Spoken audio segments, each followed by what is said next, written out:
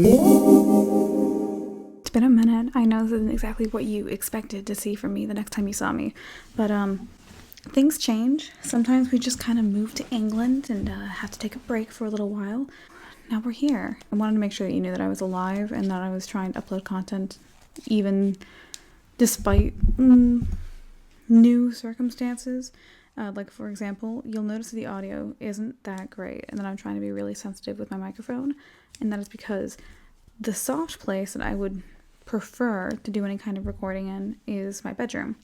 My bedroom is being shared with my best friend, and it is so unpleasant to look at that I am willing to settle for our mug cabinet and empty wall space.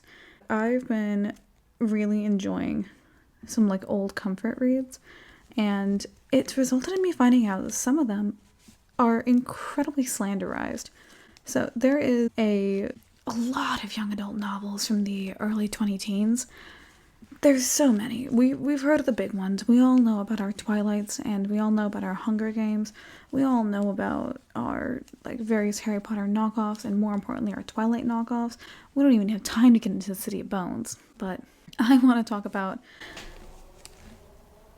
Oh yeah, also, because I'm in the living room, it's not very soundproof. So I'm doing my best with the windows being slightly cracked because there's no AC in this godforsaken country. Also, if you like my makeup, shout out to my TikTok mutual, Miss Lexi Baby, Art by Lexi. I'm gonna have her link below. She inspired me to do this makeup, and I want to make sure to shout her out properly because I am mesmerized with myself. I've got to be so honest with you. Anyway.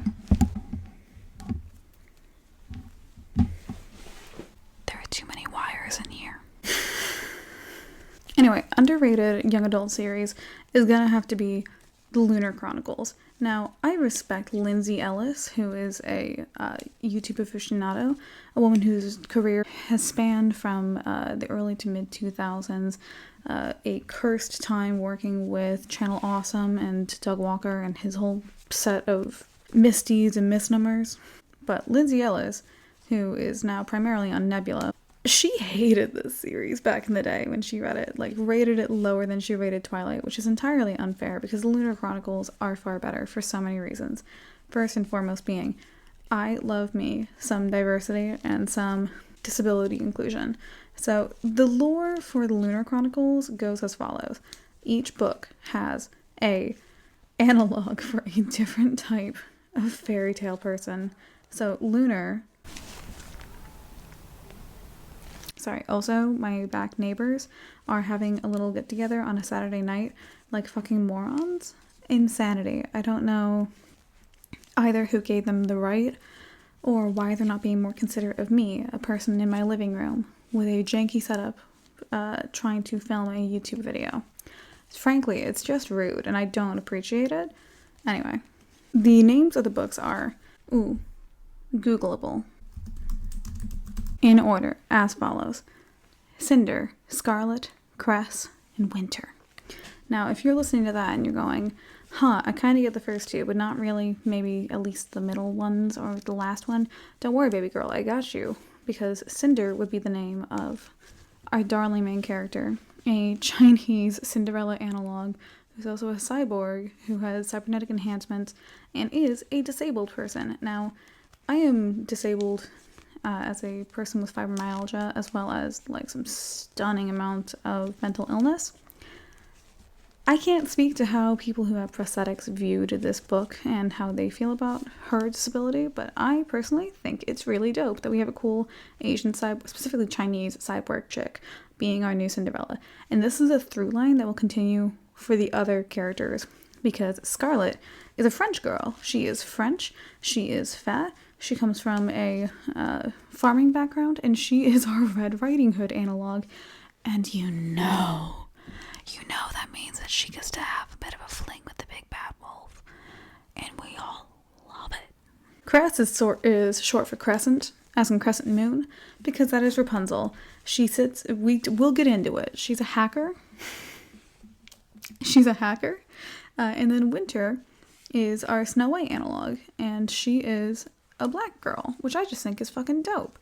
I think it's really cool that whenever this was published back in Book 1 was published in 2012, and the final book, Winter, was published in 2015. Winter is called out specifically as being the most beautiful girl in the whole world, and she is a black girl with scars on her face and a mental disability. Before we get much further, I have to explain the general lore for the world. So this is like a future, not quite total dystopia, but it is certainly not great. It's a future Earth wherein humans have, at some point, they colonize the moon, and on the moon, humans kind of managed to evolve for like space reasons. Don't think too hard about it. You'll make yourself happier if you don't bother. And so people who are from the moon are called lunars. They're like a subspecies of human at this point. And more importantly, they've developed mental magicness. They can famously concoct glamours that make them look different. Like this makeup I have on, they would just like do that with their mind. They wouldn't have to worry about having clear skin or not. Because one, they wouldn't coat their face in makeup and wouldn't have to worry about breaking out in that way. Two, they would just like tell your brain and like that I had clear skin. It's hand waved away with an explanation about messing with electrokinesis inside of the human brain, which in fairness would also imply that lunars could control electricity as a whole, but they can't and they don't. So it's very hand wavy. Just don't think about it too hard. Also, not just implied, but is fact that people who don't use their lunar gifts at least a little bit kind of go insane, and that would be Miss Winter's personal disability. She chooses not to use her powers ever, and so her brain is just like a little funky. It's a little funky wonky. She's a little loosey-goosey up in there. If you thought that the Snow White from the Disney movie could have been better, then you'll love Winter because you have a canonical reason as to why she's a little fucked in the head.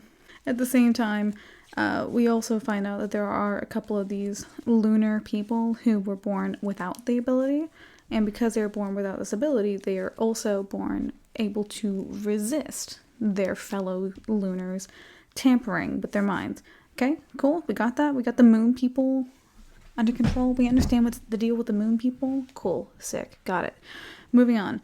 At some point in the past, however long it's been, humans have largely come together so that there's like not really any countries or borders anymore, but each continent is effectively its own government. Doesn't Antarctica count in there?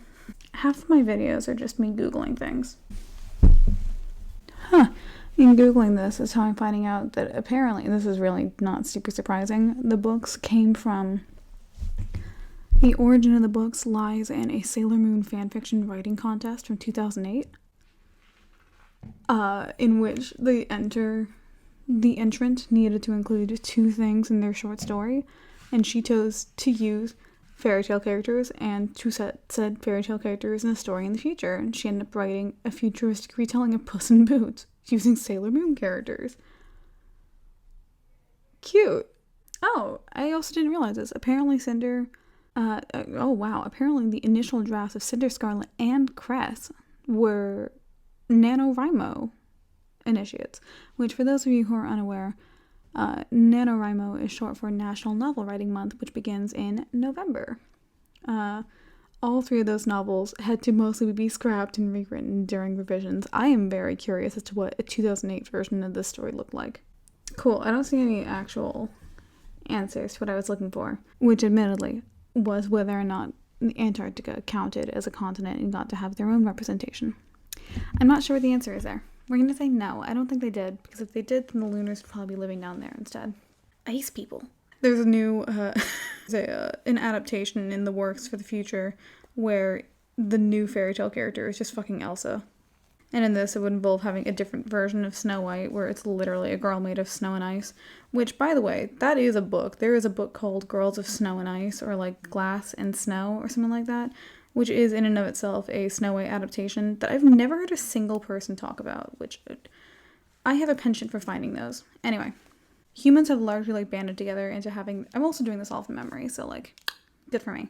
Humans like largely managed to get together and have generated world-ish peace, which makes sense when they literally have the moon as an enemy now. But they're not like totally like simpatico with one another. There are still like a bit of tensions that rise between different humans, because why wouldn't there be? When have humans ever been totally chill with everything they did ever? Never. It's never been the case. Why would that happen in the future? Don't be ridiculous. God, we can have a... I can suspend my disbelief to thinking that cyborgs and people with magic powers over the brain exist. But I draw the line at thinking that humans can achieve world peace. How dare you? Honestly, having the laughter from my neighbors is making this, like, so much more conversational. You're so right, girl.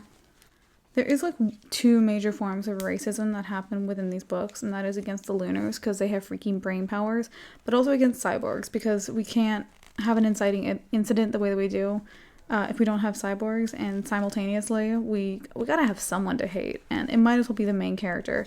Because you see, Cinder, I don't know, she is a girl who has a cybernetic implant inside of her head. She also has a robot hand a la Anakin Skywalker, and Luke Skywalker. And she also has a fake foot for the same reason. And we know, and from the very get-go, she is shown to be a disabled person. We meet her while she's working in a mechanic stand in the middle of Chinese capital's, like, flea market district is probably the best way to phrase it. And she's waiting for her best friend, who's a robot, Eiko, to come back with a new foot that she has bought for herself. And she literally cannot stand up from behind her desk. Anyway, that's where she meets this dude, this hot, hunky dude. And he's not just hot and hunky and wearing a sweater when it's like 100 billion degrees outside and she clocks that, so there's no way no one else did. But it's actually the super haughty man, the Prince of China. And she's like, dude, what is up? How do we do here? And he's like, I don't know, bestie. My guy's fucked. Can you look at my robot and make it less fucked, potentially? She's like, yeah, dude, I suppose I can figure that out. I'll figure it out for you, my liege, my king, daddy. And he's like, don't call me that. And she's like, why not? He goes, we're in public and people might realize that I'm the prince and swarm me. She's like, cool. So, like, daddy's still okay. He doesn't call him daddy. She's a teenage girl and he's a teenage boy. It's a classic love story. The tension between these two, like, romantically, starts immediately. Also, do you think that Cinderella has a couple of evil stepsisters? You're halfway there. She has an evil stepmother and one evil stepsister, and then one little stepsister who she loves quite dearly, whose name is Peony. The number of fucking times that I've listened to people talk about this stupid book and mispronounce her name, it's Peony, not peony. You pronounce that flower peony. I don't know why people don't know this. So the little sister's name is Peony, and she's a sweetheart, and we love her, and she's great. And unlike her disgusting, gross older sister and mother, she's not, like, prejudiced against cyborgs. She's just, you know, happily clomping along as the girl that she is. And we run into the next problem that exists inside of this world. There is a plague. It's a casual plague, the kind of plague that kills people.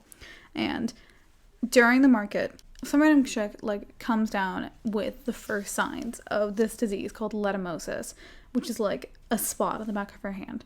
And everyone's like, holy shit, this is ridiculous. I need to skip through part of this because the long and the short of it is that, like, because of this disease, Peony dies, which makes Cinder go fucking off the rail and barely works on the princess shit. And then also she's a cyborg, and so because of that she's, like, cyborg drafted, which you would think means to go fight in a war. No, the war is against drugs and diseases. So they take a bunch of cyborgs and they, like, truck them off to the palace or whatever to be science experiments. And Kai doesn't know that she's an underclass the prince doesn't know that Cinderella is an underclass citizen, so he just thinks that she's a hot girl who has a thing about gloves. And man, Marissa Meyer did not know what was going to pop off with Elsa. When did that come out? 2013, a year later. She had no idea how true that would ring a year later. So that's where we find out that apparently Cinder isn't just a super cool chick with cybernetic enhancements. She is a lunar herself, and she has an implant in her head that is preventing her from being able to use her powers, and that's why she hasn't gone crazy yet. And this is found out because the guy who is, like, running these experiments and essentially, like, casually sending some cyborgs to death is a lunar himself, and he is in the search for a very specific cyborg that we will find out. And this is where I mentioned that there's going to be spoilers in this video because I want to talk about this fucking series. I'm going to talk about this fucking series.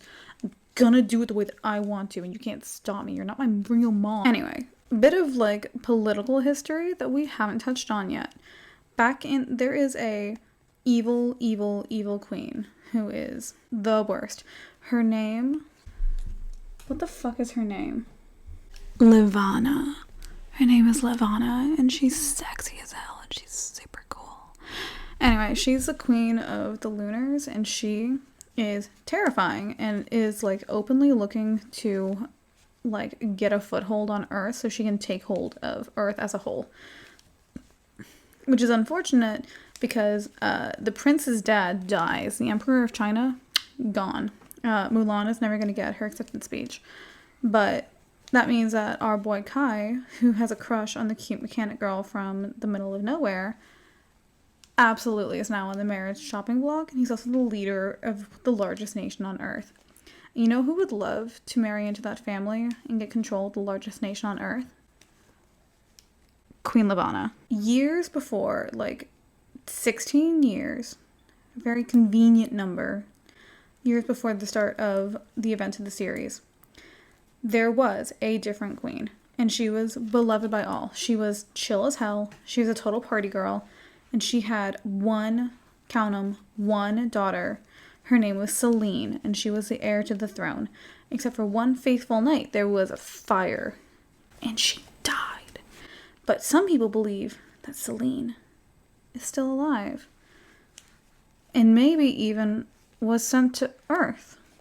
And if you aren't putting together the pieces of what it would look like for a random princess in hiding to end up on the planet Earth, who was in a fire, and thus would need to get fixed the hell up, then you have very poor basic reading skills, and or maybe I'm just not explaining it super clearly and should just read the book, because Cinder isn't just a super cool mechanic girl with cyborg bits. She's also literally the princess of the moon. And that's so slay queen girly pop of her, let's be honest. And what's more, she makes her grand debut as like the Princess Galore at the big ball, because there's always gotta be, it's a Cinderella story. Of course there's a fucking ball at the end of the story. And so she has managed to figure out, like, the reason why we get there is because, 1, her little sister Peony is dead. Sad. 2, this big ball is where Prince Kai is going to agree to marry the queen, because she says, hey, my guys have figured out how to synthesize a vaccination / a cure for this, like, ravaging disease that is destroying your nation. And he's like, damn. Couldn't have gotten that to me before my dad died? She's like, nah, bitch. Then I wouldn't have any leverage over you. And I'm like, yeah, girl, you're so right. Levana's honestly so girl boss, and she gets to have her own little prequel story. And I'm not saying that I'm an apologist, because I'm not. She's awful. I am saying she is a baller villain, in that I understand her motivations, and I respect them. She's still a raging piece of shit. But I respect her. Respect the grind, you know? It's coming along nicely. So Cinder shows up to be like, yo, dude, I think that Princess Celine is real. I found your research looking for her. And also, don't marry the literal evil queen. And he's like, oh, yikes, dude. And the queen's like, yikes-a-rooney. Time to try and use my brain powers to entirely overwhelm you. And in doing so, a girly pop fucks with our girl's chip.